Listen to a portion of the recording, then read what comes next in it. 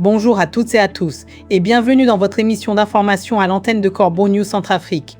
Aujourd'hui, nous vous accueillons depuis le studio C où la température est déjà montée d'un cran.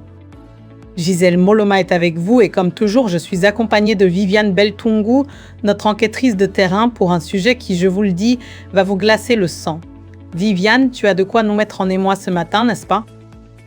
Bonjour Gisèle et bonjour à nos auditeurs. Oui, l'émotion sera sans doute au rendez-vous et même plus. Ce que nous avons mis au jour est d'une telle gravité qu'on peine à y croire. Après avoir mis en lumière, il y a quelques jours, comment le commandant Lantagué avait transformé le chantier chinois de Rondi en une sorte d'agence de recrutement déguisée pour des travailleurs camerounais, Corbeau News Centrafrique lève aujourd'hui le voile sur un désordre enqué.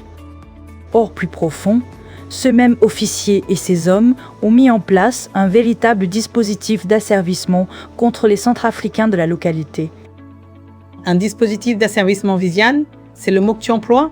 Des Centrafricains asservissant d'autres Centrafricains? C'est une abomination. On parle souvent de l'esclavage commis par les Blancs, par les Arabes, mais là, ce sont nos propres militaires? C'est exactement ça, Gisèle. À Rondi, dans la préfecture de la Nana Mambéré, ce sont des Centrafricains qui soumettent leurs propres compatriotes. Ce ne sont pas des étrangers qui viennent imposer ce mécanisme. Non, ce sont des soldats des forces armées centrafricaines qui avaient été déployés pour sécuriser le site minier chinois et qui ont visiblement vu là une opportunité d'installer leurs propres raquets et de faire de l'argent sur le dos des villageois les plus modestes. C'est donc un détournement de mission pur et simple. Ces hommes en armes, censés protéger, se transforment en prédateurs. Et ces villageois, comment en sont-ils arrivés là? Ils n'avaient plus rien. Ses pères, mères, filles et fils, Gisèle, qui exploitaient ces sites miniers manuellement depuis des années, ont absolument tout perdu. L'État, avec le soutien tacite de l'empereur Faustin, a cédé leurs terres aux Chinois. Aujourd'hui, ils n'ont plus d'autre recours que d'aller récupérer ce qu'ils appellent les poubelles, c'est-à-dire les graviers que les Chinois rejettent après avoir extrait l'or. C'est le sable de surface qu'il faut enlever avant d'atteindre les graviers aurifères.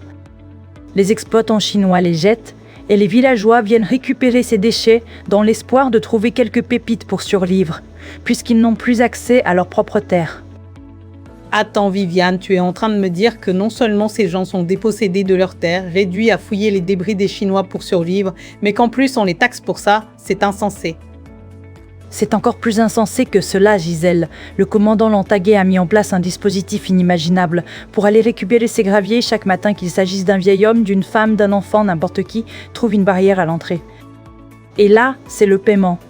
Tu paies 1000 francs CFA pour aller récupérer les poubelles des Chinois. Tu veux faire 2 tours? C'est 2000 francs CFA. C'est le tarif. Et si tu ne paies pas, si tu tentes de contourner la barrière, si les soldats te rattrapent, ils te battent presque à mort. Battu à mort pour quelques graviers, c'est absolument barbare. Et ce racket ne s'arrête pas là, j'imagine? Non, ça va bien au-delà. Sur ce site minier, il y a 2 bases militaires, base 1 et base 2. Pour ramasser les déchets des Chinois, il faut respecter les conditions des militaires et payer ce qu'ils exigent. Mais ce n'est pas tout. Le commandant Lantagué taxe également les personnes qui continuent de faire de l'orpaillage manuel ailleurs dans le village. Pas sur le site chinois, mais dans des trous qu'ils ont eux-mêmes creusés pour chercher de l'or. Le commandant a fixé une taxe. Chaque personne doit verser 50 000 francs CFA par semaine. Oui, par semaine, 50 000 francs CFA. Si tu ne paies pas, ils viennent tout bloquer. Les pompes à eau, les groupes électrogènes, tout le matériel que tu utilises pour extraire l'or. Ils bloquent tout. C'est un véritable impôt parallèle, une sorte de seigneurie locale. Et cet argent, il va directement dans la poche du commandant Lantagué? Pas directement, Gisèle. Tu dois remettre l'argent à l'adjudant-chef Kota Maboko, le chef de base, et à son adjoint l'adjudant Banamei. Ce sont eux qui collectent. Ensuite, ils font leur compte rendu au commandant. Voilà comment les Centrafricains appauvrissent leurs propres compatriotes. Comment un pays peut-il progresser dans ces conditions? C'est tout bonnement sidérant. Sidérant est le mot, Viviane. Mais ce n'est pas la seule forme d'abus, n'est-ce pas? Il y a aussi cette histoire de travail forcé. Exactement. Et ce qui est particulièrement choquant, c'est que ces soldats ont même leur propre site minier. Chaque soldat cherche également son or, et dans ces sites, ils prennent les villageois. Ces derniers creusent les trous, lavent les graviers, et les soldats récupèrent l'or. Si jamais les villageois tentent de demander une compensation pour leur travail, les militaires les menacent, et s'ils insistent, ils les frappent durement. C'est comme s'ils étaient là pour effectuer le travail d'esclaves de ces soldats. Point final. Du travail gratuit et contraint sous la menace des armes. C'est une honte absolue pour l'armée nationale.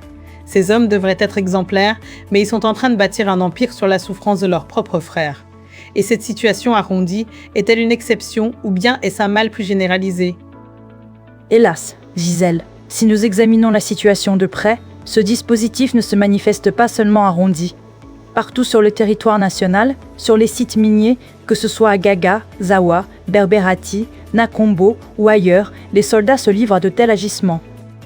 Mais ici, dans cette localité de la Nanamambéré, l'ampleur du racket et de l'asservissement dépasse tout ce qu'on peut imaginer.